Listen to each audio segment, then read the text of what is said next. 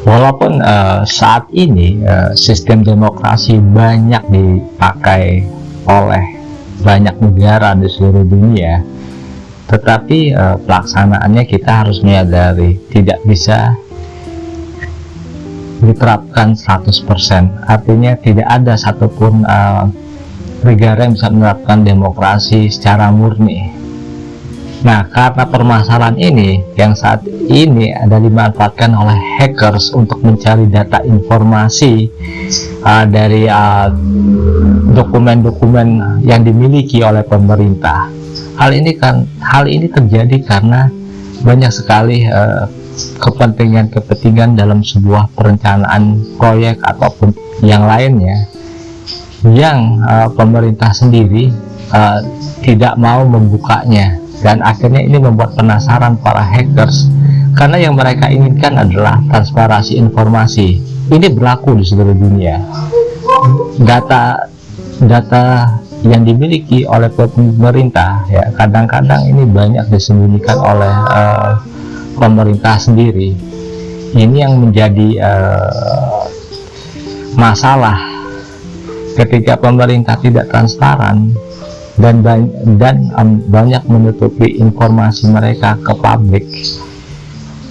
Ini yang menjadi kesempatan bagi para hackers untuk membuka data-data yang sangat rahasia, yang menurut mereka hal ini tidak sesuai dengan prinsip demokrasi yang dijalankan.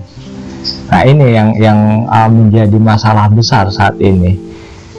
Bahkan ya sebenarnya kegiatan hacking ini bukan hanya melibatkan individu, antar negara pun mempunyai soldier hackers, jadi pasukan hackers.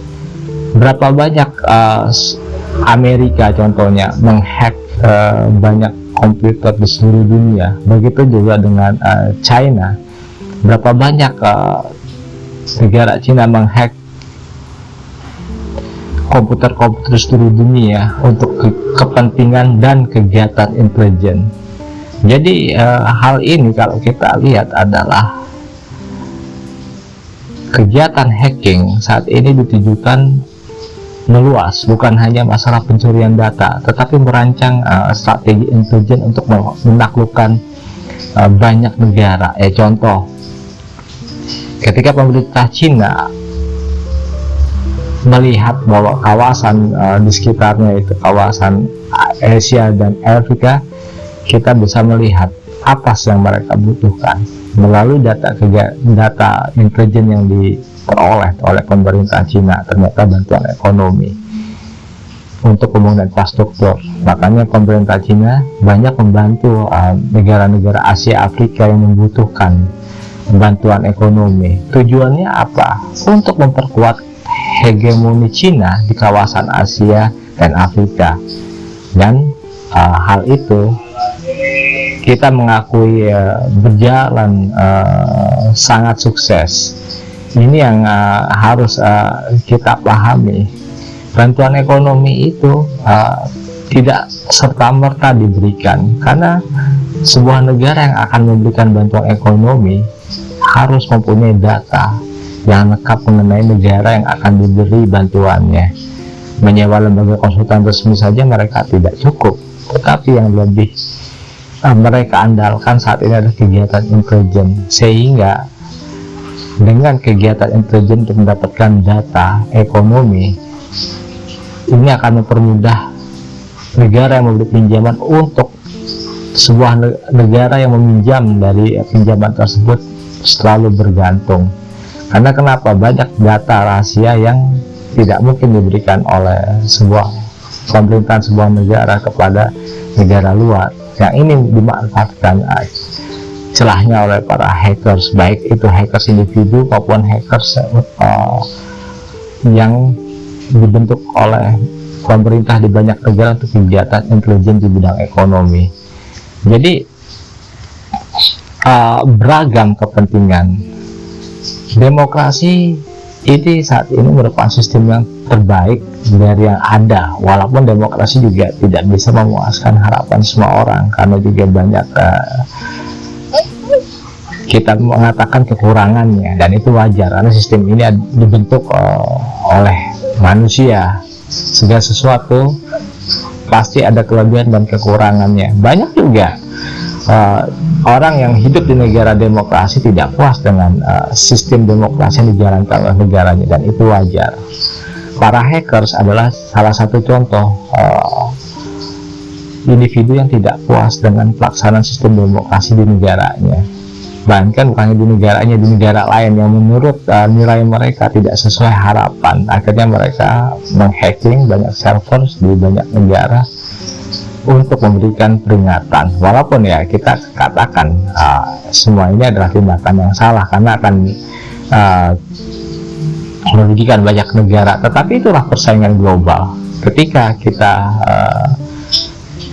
berbicara mengenai kompetisi antar negara, dalam prakteknya agak susah menerapkan etika dan norma untuk saling menghormati, karena pada dasarnya setiap negara punya kepentingan yang besar. Apapun cara pasti akan ditempuh. Nah, ini yang kita harus sadari, dan kita harus lebih hati-hati saat ini dan di masa mendatang.